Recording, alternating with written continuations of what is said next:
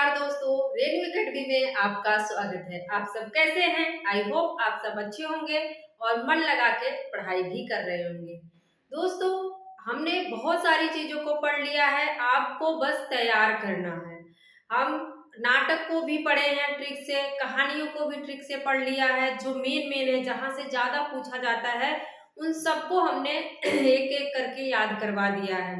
आलोचना आप लोग कह रहे थे, तो आलोचना भी हमने करवा दिया है। आप जाके वीडियोस में देख सकते हैं, एकदम बहुत ही सरल तरीके से हमने याद करवाया है।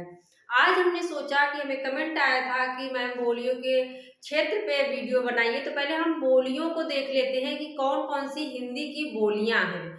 यहाँ से भी क्वेश्चन बहुत ज्यादा पूछा जाता है। आप यूजीसी नेट देख लीजिए या टीजीटी पीएचडी देख लीजिए, यहाँ से क्वेश्चन पूछा गया है।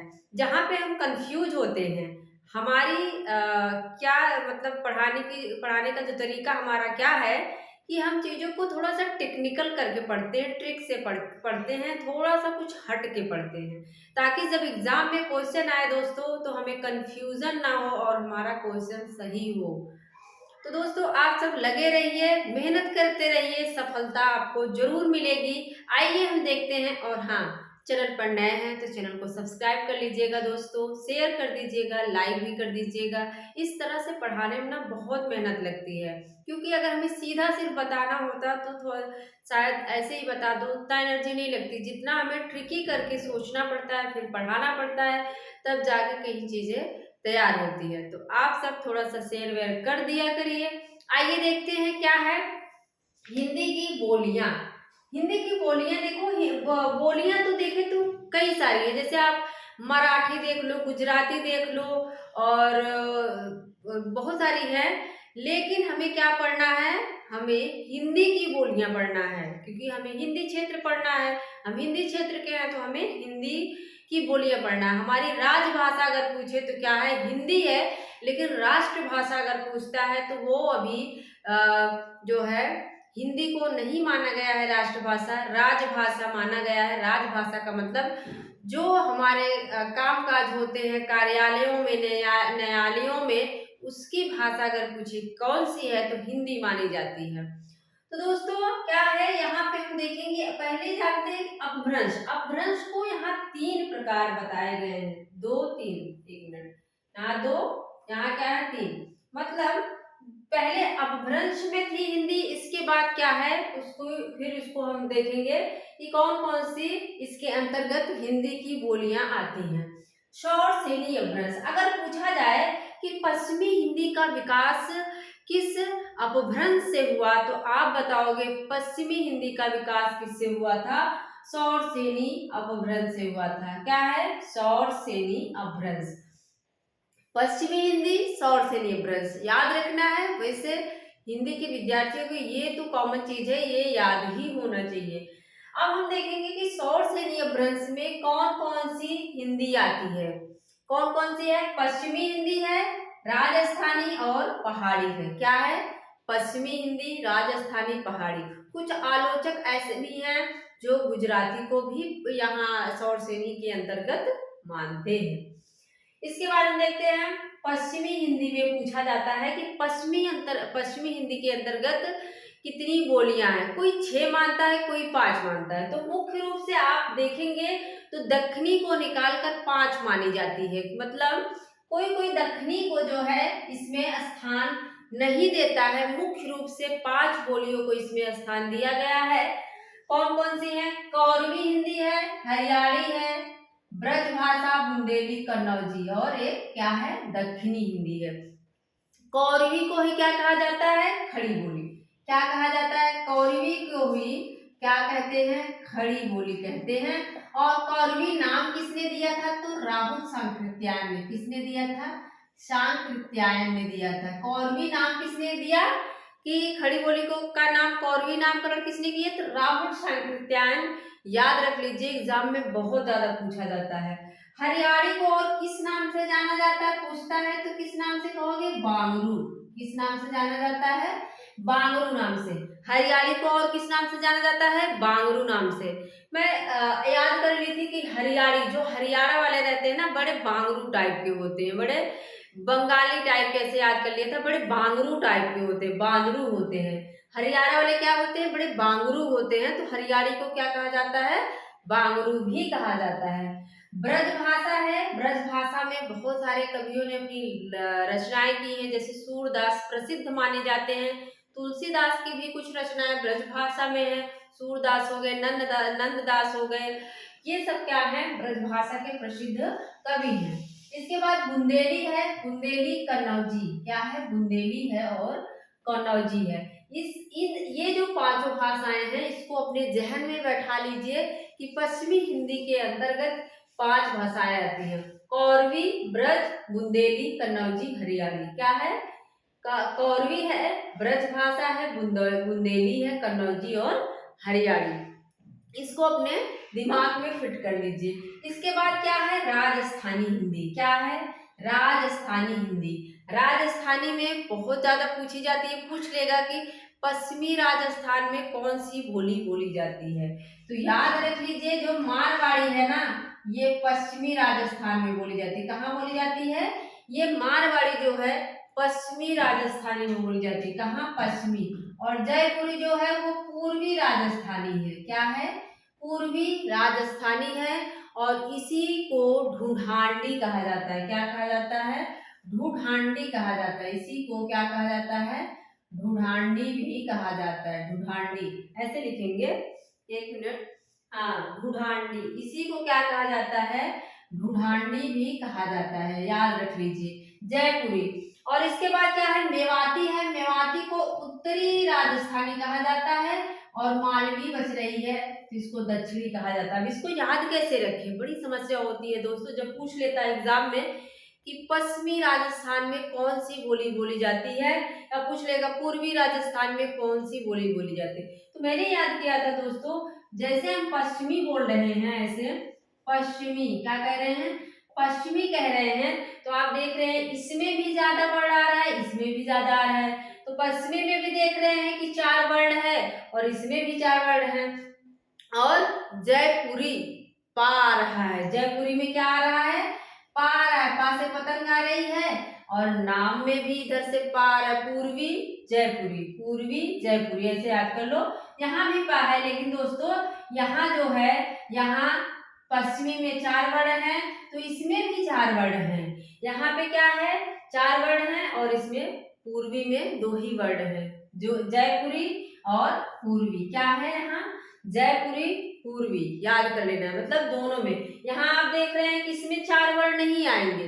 अगर आपको जयपुरी पूछा है तो आप याद कर लो कि उसमें 4 वर्ण नहीं रहेंगे, लेकिन पश्चिमी वाले में दोनों में 4 वर्ण है, मतलब पश्चिमी और मारवाड़ी। जयपुरी पूर्वी, जयपुरी पूर्वी, दोनों एक जैसे नाम लग रहा है, जयपुरी पूर्वी। यहाँ देखो पुरी और पूर्वी लगभग सेम लग रहा है। अगर किसी का नाम आप पूर्वी रख दो तो उसको पुराने लोग पूरी पूरी ही बुलाएंगे। तो पूर्वी और पुरी लगभग क्या ऐसा लग रहा है, सेम लग रहा है, जयपुरी पूर्वी। मेवाती में हम देख रहे हैं ता आया है, और उत्तर में भी ता आता है, उत्तर ऐसे लिखते हैं ना, तो इसमें भी ता आ गया और मेवाती में भी ता आ गया। तो सोचना ही नहीं है, अगर मेवाती पूछ ले तो बिना सोचे आप मेवाती को उत्तरी राजस्थानी मारोगे। एक बच रहा है मालवी, हमने याद कर लिया था, दक्षिण वाले जो होते हैं बड़े माला माल होते हैं। चाणक्य कहता था कि हमें जो है दक्षिण की यात्रा करनी चाहिए, क्योंकि दक्षिण में क्या है, बहुत सारी चीजें खाद्यान्न चीजें हैं, जैसे आप वो धारवाड़ की चट्टानें देख लें, या फिर वहाँ पे जो है खनिज के तौर से अगर देखें तो बहुत ज़्यादा धन धान्य वहाँ पे है, तो खनिज के तौर से वो महत्वपूर्ण होता है उसकी यात्रा दक्षिण की। तो हमने वहीं से याद कर लिया था कि दक्षिण के लोग क्या होते हैं, मालवी, बड़े माला माल होते हैं ना, दक्षिण के लोगों के पास माल ताल बहुत ज्यादा होता है। तो एकदम सिंपल से ट्रिक है दोस्तों, नाम भी 4 है और उसकी बोली भी। पश्चिमी राजस्थानी कहाँ, मारवाड़ी, और जयपुरी पूर्वी पुरी, जयपुरी पूर्वी पुरी। इसके बाद है मेवाती, मेवाती में भी देख रहे हैं ता आया है, और इसमें भी दिशा में भी ता है, उत्तर में भी, तो उत्तरी हो जाएगी मेवाती। मालवी, दक्षिण वाले जो होते हैं बड़े मालामाल होते हैं, सिंपल सी बात। इसके बाद पहाड़ी, पहाड़ी ज्यादा नहीं पूछी जाती दोस्तों, कुमायूनी है और गढ़वाली। क्या इसको याद कर लो, ढूढ़ानी किसको कहा जाता है? तो हम जय को ढूंढते हैं ना, हम अपनी जय करने के लिए, हम अपनी जय विजय करने के लिए क्या करते हैं, हमेशा जय को ढूंढते रहते हैं। हमने ऐसे याद कर दिया था क्योंकि हमें ढूंढारी में, और मैं ढूंढारी को हमेशा हरियाणी मार देती थी, हरियाणी और ढूंढारी में कंफ्यूज हो जाती थी। मैंने याद कर लिया कि हमने क्या करते हैं, जय को ढूंढते रहते हैं हमेशा। तो जयपुरी क्या है, ढूंढारी नाम से जानी जाती है, ढूंढांडी। इसके बाद देखो क्या है, अर्धमागधी। बहुत ज्यादा पूछता है कि अर्धमागधी अपभ्रंश के अंतर्गत कौन सी हिंदी आती है? कौन सी हिंदी आएगी? तो पूर्वी हिंदी आएगी। कौन सी हिंदी आती है? पूर्वी। देखो यहाँ पे आप देख रहे हैं ना, उड़ंतु आ रहा है रेफ वाला, और यहाँ पे भी उड़ंतु आ रहा है। तो अगर आपको मागधी दे दे, सौर सेनी दे दे, या कुछ भी दे दे, A to Z कुछ भी दे दे, तो उसको नहीं मारना है। यहाँ पे देख रहे हैं उड़ंतु आ रहा रेफ है, यहाँ भी रेफ है, तो पूर्वी हिंदी अर्धमागधी अपभ्रंश के अंतर्गत आती है। इस चीज को याद रखना है। अर्धमागधी के अंतर्गत कौन आता है? पूर्वी हिंदी। और पूर्वी हिंदी के अंतर्गत 3 बोलियां हैं। इसकी बेहतरीन ट्रिक याद कर लीजिए, बस 3 नाम याद करना है। बछिया, क्या याद करना? बछिया जानते हैं ना, गाय का जो बच्चा होता है उसको क्या कहते हैं? बछिया कहते हैं। गांव में सब जो गांव के लोग होंगे वो लोग जानते होंगे। तो बछिया याद कर लो, बछिया बस याद करना है, बछिया। पूर्वी हिंदी में 3 बोलियां आती हैं। बछिया, बा से याद कर लो बघेली, छा से हो जाएगा छत्तीसगढ़ी, आ से हो जाएगा अवधी। क्या है? बछिया, बघेली, छत्तीसगढ़ी, अवधी। किसके अंतर्गत आती है? ये पूर्वी हिंदी के अंतर्गत आती है। अब देखो आप सब, यहाँ पे क्या है? मागधी। आप सब जानते होंगे, अगर थोड़ा सा भी इतिहास पढ़े होंगे या जानते होंगे, तो मगध को, अभी जो बिहार है उसे पहले मगध कहा जाता था। क्या कहा जाता था? बिहार को मगध। तो अगर पूछता है कि मागधी के अंतर्गत कौन सी हिंदी आती है, तो आप सब बताओगे बिहारी हिंदी आती है। कौन सी हिंदी आती है मागधी के अंतर्गत? बिहारी हिंदी आती है। और बिहारी में भोजपुरी है, मगही है, मैथिली। इसकी शानदार ट्रिक याद कर लो, मैम भोज खाती है। क्या करती हैं? मैम भोज। इसको मैंने पहले भी बताया हुआ है। क्या याद करना है? मैम भोज। क्या याद करना है? मैम, जैसे कोई मैम है भोज करती है ना, टिफिन वगैरह खाते हैं, तो वही सबने बना लिया था। मैम से हो गया मैथिली, माँ से हो गया मगही, भोज से हो जाएगा क्या? भोजपुरी। ठीक है, एकदम सिंपल सी ट्रिक है। पूर्वी में आपको रा देखना है, रेफ वाला, अर्धमागधी के अंतर्गत आती है। बछिया याद कर लेना है, बछिया, बघेली, छत्तीसगढ़ी, अवधी। और मागधी जो बिहार का क्षेत्र है वो मगध के नाम से जाना जाता था। उसके अंतर्गत 3 बोलियां आती हैं। मैम भोज, मैम मतलब मैथिली, माँ मतलब मगही, और इसके बाद भोज मतलब भोजपुरी। ठीक है, एकदम सिंपल सी है। ऐसे याद कर लेंगे तो दोस्तों आपको कभी नहीं भूलेगा। आप कभी भी कोई भी पेपर दो, अगर यहाँ से बोलियों से क्वेश्चन पूछ लिया तो आप कभी गलत कर ही नहीं सकते। लेकिन आप रट्टा मारते रहो, रट्टा मारते रहो, तो चीजें भूल जाती हैं, नहीं याद आता। एग्जाम में इतना प्रेशर होता है कि हम कहीं का कहीं और करके आ जाते हैं। एकदम सिंपल सा है, देख लो। शॉर्ट सैन्य अपभ्रंश, उसके अंतर्गत पश्चिमी आती है, राजस्थानी है, पहाड़ी है। और पश्चिमी में कौरवी है, हरियाणी है, दक्षिणी है, ब्रजभाषा, बुंदेली, कन्नौजी है। और कौरवी को किसने कौरवी कहा? तो राहुल सांकृत्यायन ने कहा, क्योंकि ये खड़ी बोली इसका नाम है। और हरियाणी को बांगरू भी कहा जाता है। राजस्थानी हिंदी है, मैंने बताया 4 नाम मारवाड़ी में है, पश्चिमी में भी 4 आ रहा है। जयपुरी, पूर्वी, जयपुरी, जयपुरी, पूर्वी, तो एकदम से नाम मिल रहा है दोनों, पूर्वी, जयपुरी। और क्या है? मेवाती। क्या है? मेवाती है। और मेवाती में भी ता आ रहा है, उत्तर में भी ता आ रहा है, दोनों सेम है। और दक्षिण के लोग बड़े मालामाल होते हैं, तो मालवी कहाँ की हो जाएगी? दक्षिणी राजस्थानी हो जाएगी। ढूंढारी कहा जाता है, जय को हम ढूंढते फिरते रहते हैं। और फिर क्या है? कुमाऊनी और गढ़वाली है। इसके बाद अर्धमागधी बताया, अर्धमागधी में भी आधार आ रहा है रेफ और पूर्वी में भी आ रहा है, तो अर्धमागधी पूर्वी हिंदी के अंतर्गत आती है। और इसकी ट्रिक है बछिया, बघेली, छत्तीसगढ़ी, अवधी। मागधी है जो बिहारी के अंतर्गत आती है, और मैम भोज, मैथिली, मगही, भोजपुरी।